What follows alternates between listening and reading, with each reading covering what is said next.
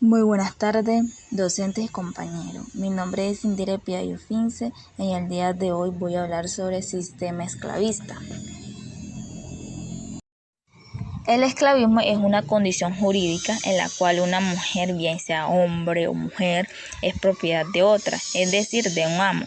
El esclavo no es libre de tomar sus propias decisiones, no tiene derechos y es explotado cruelmente. El esclavismo ha existido desde la época de la prehistoria, cuando inició la descomposición de la comunidad primitiva y el hombre comenzó a utilizar a otros individuos con fines comerciales. Al desarrollar las actividades agrícolas, el ser humano tuvo que procurar una mayor organización social y laboral, para lo cual utilizó a los esclavos con fines comerciales, basándose en la idea de la propiedad. Es decir, los esclavos formaban parte de las pertenencias del amo y eran considerados como los medios de producción, sin ningún tipo de beneficio, solo debían seguir órdenes y trabajar. La esclavitud formó parte del orden social tanto en las organizaciones sociales más antiguas, así como en las sociedades precolombinas, por ejemplo en India, China, Egipto, Mesopotamia, Grecia, Roma. Se le empleaba esclavos en los hogares, en el comercio, la construcción de palacios, agricultura, entre otros. Y en América, los aztecas, mayas e incas también utilizaban a los esclavos con fines similares. El esclavismo fue creciendo a medida que los pueblos más fuertes y ricos invadían y conquistaban a otros poblados más pequeños y pobres de donde obtenían esclavos. En otros casos, habían personas que se vendían como esclavos con el fin de pagar sus deudas y otros eran esclavos reducidos a la condición de esclavitud por haber cometido algún delito.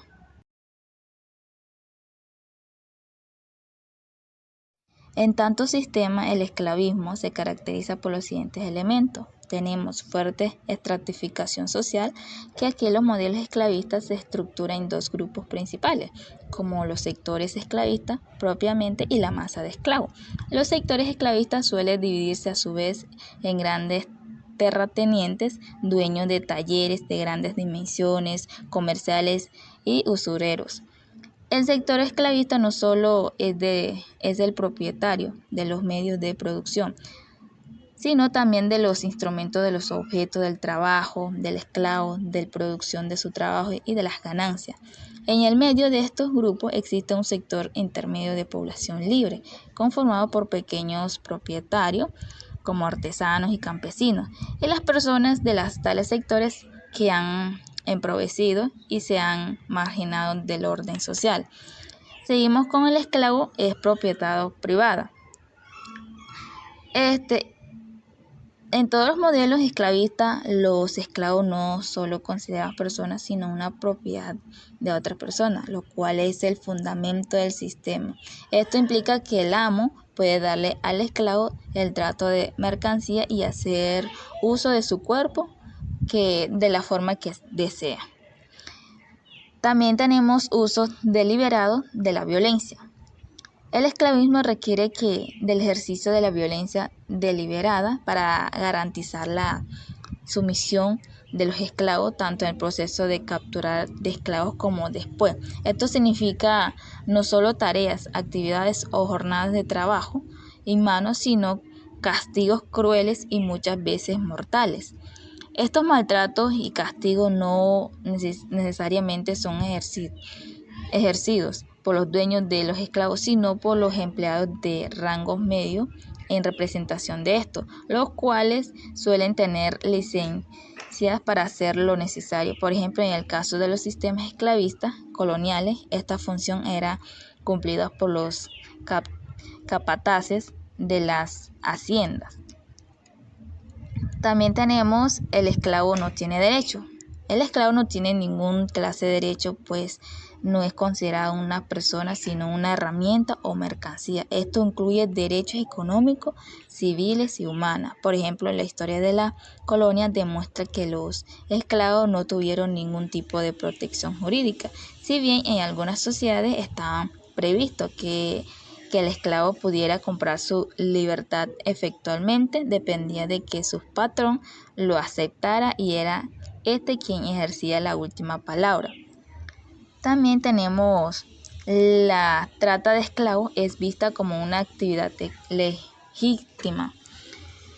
Los sistemas esclavistas, ya que conciben a los esclavos como mercancía, consideran la trata de esclavos como una actividad económica legítima que cumple una función dentro del aparato productivo. O oponerse a ella es pues oponerse al sistema. También tenemos baja producción individual, pero alta producción en masa. En los modelos esclavistas, los esclavos se resisten mediante una producción de poca calidad o una baja producción individual. Sin embargo, los bajos costos de los esclavos permiten sus compras en masa, lo que resulta finalmente en una alta de producción. Causas y consecuencias del esclavismo.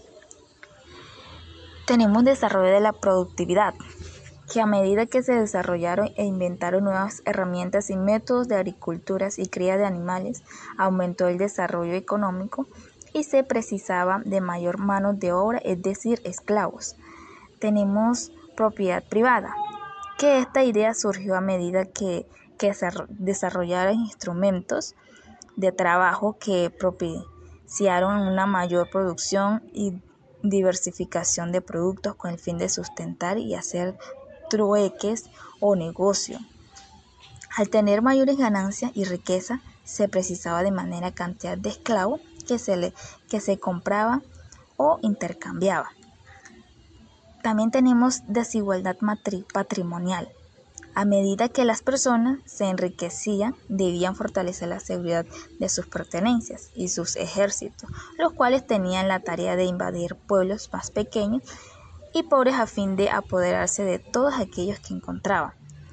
También tenemos clases sociales.